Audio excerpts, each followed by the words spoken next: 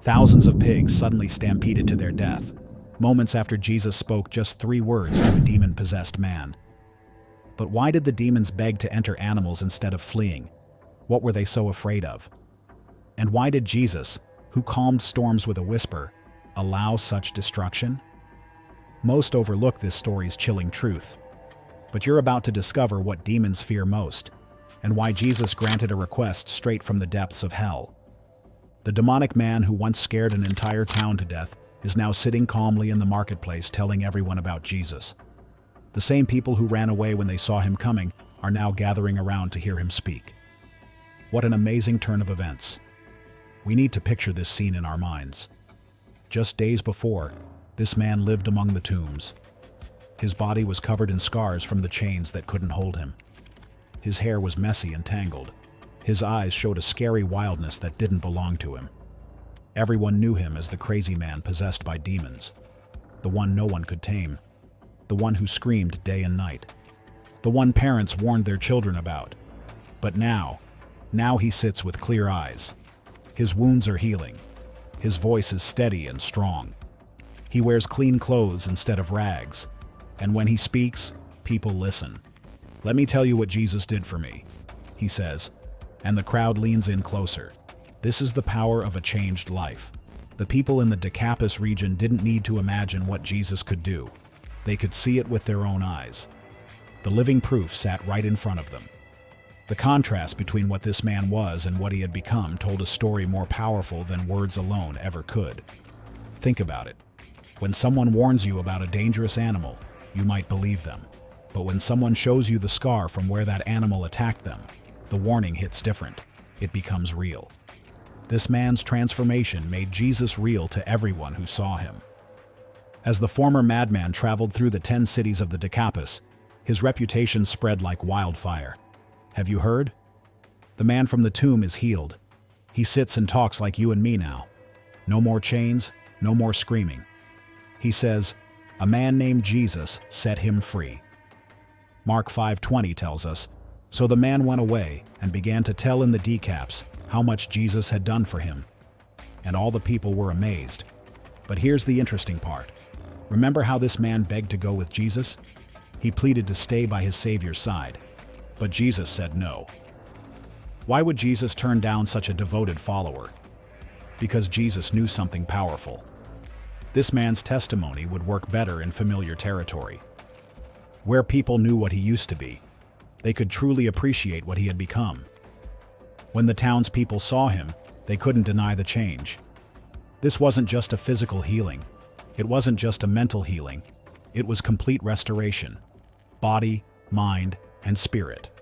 The man who once hosted a legion of demons now hosted the good news about Jesus. We might wonder, did Jesus make a mistake when he let those demons enter the pigs? Was it worth the loss of all those animals? Well, look at the result. One transformed life became a testimony that prepared the entire region for Jesus' future ministry. Before we move on to what happened next in Jesus' journey, we want to know, have you ever seen someone completely transformed by faith? Subscribe to Send Stories if you want to see how one person who had legions inside him was completely transformed by Jesus and how devils feared Jesus so much. Now, this amazing story of the healed demoniac teaches us something powerful about Jesus. But there's another incident that happened right before this that reveals even more about his authority. What exactly did Jesus show his disciples when he calmed the storm? The answer will change how you see your own storms in life. Have you ever wondered what it feels like to lose control of your own body? To have your mind taken over by something dark and evil? That's what happened to the man who lived among the tombs. His story shows us just how terrifying demonic possession can be. This wasn't always his life. Once he had a name, he had a family, friends, and a place in the community. Maybe he was a fisherman or a farmer. Maybe he had children who ran to greet him at the end of the day. We don't know exactly who he was before the darkness came, but we know what happened after. It started small. Strange thoughts that weren't his own. Angry outbursts he couldn't control. His family noticed the change. "Something's wrong," they whispered. They tried to help him, but the darkness grew stronger each day. Soon, he wasn't himself anymore. The demons took more and more control. His eyes changed, his voice changed, and his strength. It became superhuman, but not in a good way. When the townspeople tried to help by binding him with chains, he snapped them like they were made of grass. Mark 5:4 tells us no one was strong enough to subdue him. The community tried everything. They put guards around him. They used stronger chains. They even forced him to live apart from everyone else. But nothing worked against the supernatural power that possessed him. Day by day, the demons pushed him further away from hell. They drove him to the tombs, a place no living person wanted to be. Think about that choice. Demons forced a living man to live among the dead. They cut him off from everyone who cared about him. They isolated him completely. His days and nights became an endless nightmare. The Bible tells us he would cry out and cut himself with stones. Imagine the pain. Not just physical pain from the cuts and wounds that covered his body, but the deeper pain of having thousands of evil voices screaming inside your head. The demons that called themselves Legion weren't just driving him mad. They were slowly killing him. Each day, his body grew weaker from the cuts and lack of food. Each night, his spirit broke a little more as he screamed in torment. His family likely gave up hope of ever seeing the man they loved again. All they could see was the shell of someone they once knew, now filled with evil. Why would demons want to hurt someone this badly? Because they hate what God loves. God created humans in his own image. We are precious to him, and evil spirits want to destroy whatever God values. This wasn't just one demon causing trouble. When Jesus asked for their name, they answered, Leon, meaning thousands of demons had crowded into this one man's body and mind. Each one added to his suffering. Each one pushed him further into darkness. Think about the man's isolation. No one to talk to except the voices in his head. No touch except the stones he used to cut himself. No home except the cold tombs. The demons had taken everything from him. His family, his dignity, his very identity. This is what evil looks like when it's not hiding. This is the enemy that Jesus came to defeat. And as we'll see next, this showdown between light and darkness was about to reveal just how powerful our Savior really is. Have you ever wondered why Jesus would cross a dangerous sea just to reach one person? The answer shows us something amazing about how much God cares for people who seem beyond help. Let's set the scene. Jesus had been teaching huge crowds all day. He was probably tired. The sun was setting and most teachers would head home for a good rest. But instead, Jesus looked across the dark waters of the Sea of Galilee and told his disciples, "Let us go over to the other side." This wasn't a random decision. Jesus knew exactly who was waiting on that distant shore. He knew about a man living among the tombs, tormented day and night by evil spirits, a man everyone else had given up on. And Jesus was determined to reach him. The disciples must have been confused. Why cross now? Why head to Gentile territory where Jews weren't welcome? But they trusted Jesus. So they set sail as darkness fell over the water. Then came the storm. And not just any storm. This was so violent that even experienced fishermen thought they would die. Waves crashed over the boat. Wind howled like a wild animal. Water filled the boat faster than they could bail it out. "Teacher, don't you care if we drown?" they shouted to Jesus, who was somehow sleeping through this chaos. What happened next still amazes us. Jesus stood up, faced a raging storm, and said simply, "Quiet, be still." Immediately, the wind died down, and the waves became completely calm. The disciples stared at each other in shock. Who is this? Even the wind and waves obey him. They ask, was this just bad weather or something more? Think about it. Jesus was on a rescue mission to free someone from demonic control. Would evil spirits just let that happen without a fight? The storm looks a lot like spiritual opposition trying to stop Jesus from reaching that shore. By calming the storm, Jesus wasn't just showing his power over nature. He was warming up for the bigger battle ahead.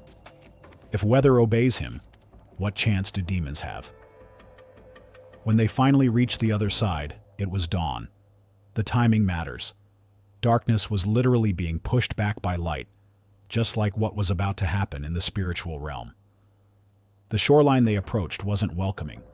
It was Gentile territory, a place filled with tombs, pigs, unclean animals to Jews, and according to local reputation, dangerous demonic activity. No wonder the disciples looked nervous. Why had Jesus brought them to such a place?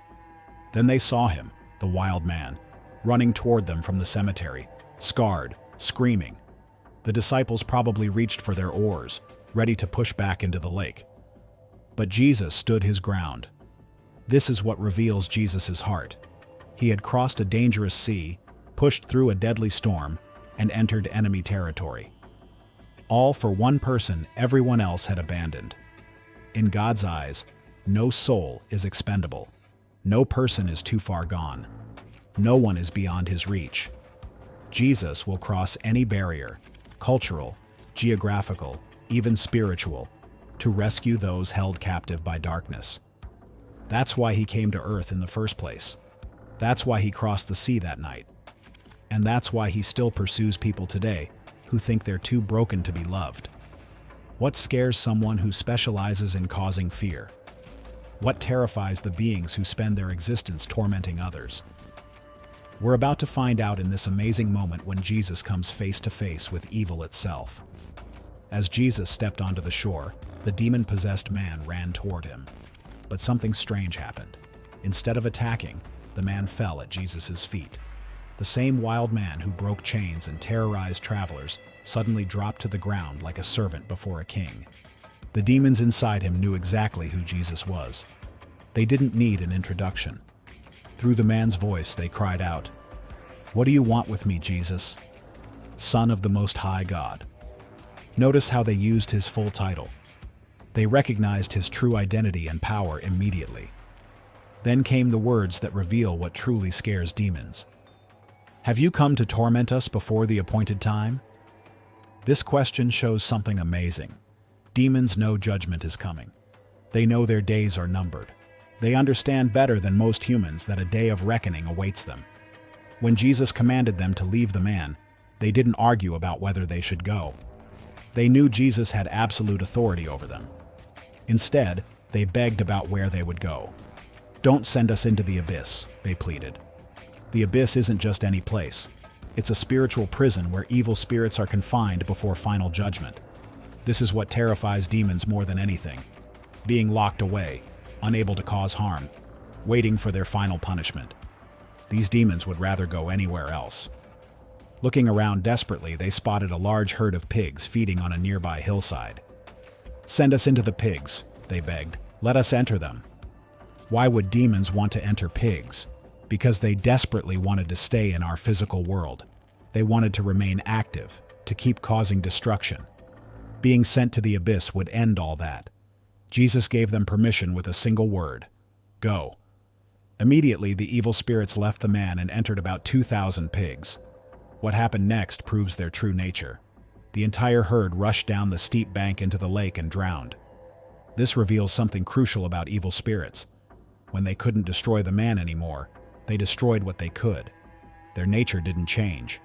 Only their target did. They are destroyers. Whether they inhabit people or animals, Jesus allowed this dramatic demonstration for an important reason. Everyone could now see the reality, number, and destructive power of what had been tormenting this man. The drowning pigs made visible what was previously invisible. Now, no one could deny what had happened or the miracle Jesus had performed. The townspeople counted about 2,000 dead pigs floating in the water. That's how many demons had been tormenting one man. Imagine thousands of evil voices in your head. Thousands of evil wills fighting against your own. No wonder no chains could hold him. This confrontation shows us what demons truly fear: the authority of Jesus and their coming judgment. They recognized him immediately. They begged for mercy. They knew resistance was pointless.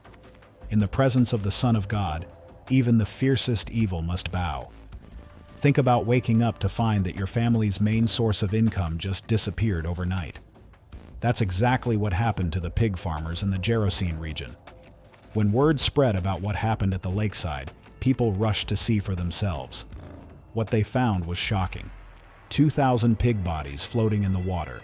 Years of breeding, raising, and investment gone in an instant. For a farming community, this wasn't just an odd event. It was an economic disaster that would affect many families. Standing near this scene was a man they all recognized, but he looked completely different. The wild-eyed madman who used to terrorize their region now sat calmly dressed in borrowed clothes talking with Jesus. His eyes were clear, his voice was normal, his wounds were healing. So what did the crowd focus on? The amazing transformation of a tortured soul? The miracle of complete healing?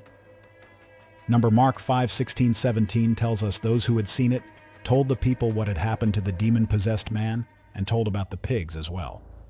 Then the people began to plead with Jesus to leave their region. Instead of celebrating this man's freedom, they counted their losses. They asked Jesus to leave. Just think about that choice for a moment. They had the Son of God in their village, the healer, the miracle worker, and they asked him to go away because of pigs. We can understand their concern from a purely practical standpoint. This herd represented significant wealth. Pigs were valuable livestock, especially in Gentile regions where eating pork wasn't forbidden. Many families probably depended on these animals for their livelihood. But Jesus allowed these pigs to be destroyed without a second thought when weighed against saving one human life. He didn't hesitate. He didn't negotiate. He permitted the demons to enter the pigs because restoring this one man was worth more than all those animals combined. The dramatic end of the pigs served another important purpose. It made the miracle undeniable. No one could claim the man just got better on his own, or that Jesus used some trick.